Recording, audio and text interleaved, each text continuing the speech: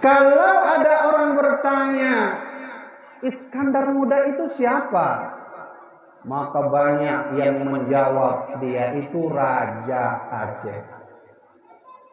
Betul beliau seorang raja? Betul. Tapi Belanda tahu bahwa Raja Iskandar Muda itu seorang raja yang pernah membawa Aceh bergemilang dengan segala kekuatan di masanya. Sehingga Belanda menutupi Iskandar Muda seorang ulama. Maka peluklah sejarah bak urang Aceh, Iskandar Muda raja. Betulkah dia raja? Betul. Tapi ada yang lebih betul. Beliau sebenarnya bukan seorang raja, tapi beliau seorang ulama besar. Umur 20 tahun sudah bisa baca nahu. Umur 20 tahun sudah hafal Quran.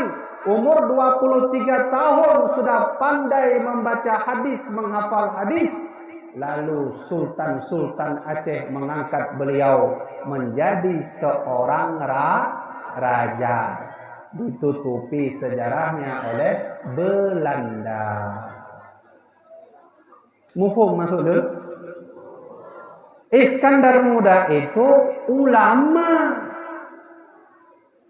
Lalu seluruh ulama dan raja mengangkat beliau jut ke Raja Aceh.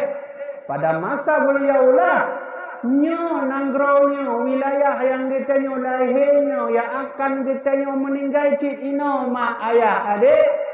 Wilayah inilah yang dulu diakui oleh sejarawan kerajaan Islam terkuat nomor 4 di dunia adalah Aceh Darussalam.